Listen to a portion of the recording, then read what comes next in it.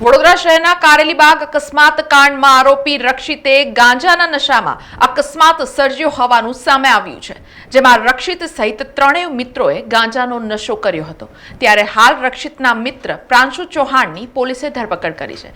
જોકે જેના ઘરે ગાંજો ફૂક્યો તે મિત્ર સુરેશ ભરવાડ ફરાર છે।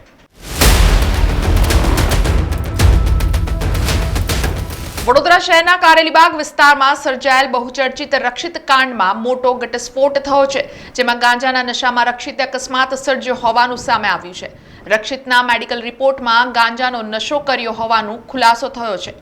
મિત્રને ત્યાં ગાંજાનો નશો કરી તેઓ કાર લઈને નીકળ્યા હતા, જેમાં અકસ્માત પહેલા તેમણે સુરેશ ભરવાડના ઘરે ગાંજો ફૂક્યો હતો, જેમાં રક્ષિત સહિત ત્રણેય મિત્રોએ ગાંજાનો નશો કર્યો હતો।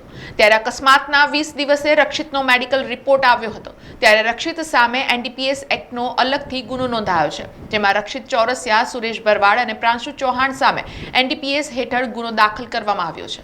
ત્યારે હાલ રક્ષિતના મિત્ર પ્રાંશુ ચૌહાણની પોલીસે ધરપકડ કરી છે। જોકે જેના ઘરે ગાંજો ફૂક્યો તે મિત્ર સુરેશ ભરવાડ ફરાર છે।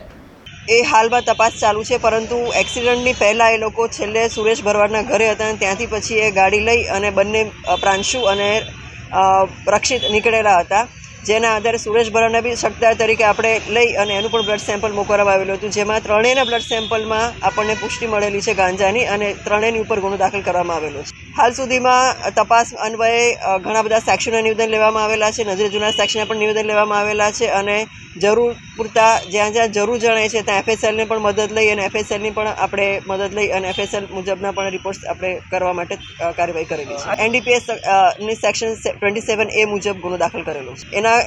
એની જે કલમ છે 185નો કલમનો ઉમેરો પણ જે મેઇન ગુનો છે એમાં કરવામાં આવશે, અને આ ઉપરાંત અલગ ગુનો જે છે એનડીપીએસ મુજબનો અલગ ગુનો જે આ કન્ઝ્યુમ કર્યું છે એના માટેનો બી ગુનો અલગથી દાખલ કરેલો છે, અને એમાં પણ આ ત્રણ આરોપી છે। એના મોબાઈલ્સ અમે લોકોએ કબજે કરેલા છે, અને એમાં પણ અમારી તપાસ ચાલુ છે, અને મોબાઈલ પણ અમે લોકોએ ફોરેન્સિક લેબોરેટરીમાં મોકલેલા છે, અને આ આખી કડી મેળવવા માટે ક્યાં એ લોકોએ કન્ઝ્યુમ કર્યું હતું, ક્યાંથી પ્રોક્યોર કર્યું છે, ક્યાંથી મેળવ્યું છે, બધી પણ તપાસ અમારી ચાલુ છે। સંપૂર્ણ પુરાવા એકત્ર કરી લેવામાં આવશે, તમામ વૈજ્ઞાનિક પુરાવા, ફોરેન્સિક પુરાવા અને જેટલા પણ નજરે જોનાર સાક્ષી અને સીસીટીવી ફૂટેજીસ અને તમામ જે બી અમારી પાસે પુરાવા એકત્ર થયા બાદ અમે ચાર્જશીટ કરવામાં આવશે।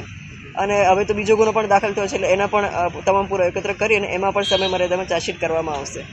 સમાચારોના સતત અપડેટ માટે TNN ન્યૂઝને YouTube પર સબસ્ક્રાઇબ કરી બેલ આઇકોન પ્રેસ કરો અને અમારી સાથે જોડાયેલા રહો Facebook, Instagram અને Twitter ઉપર।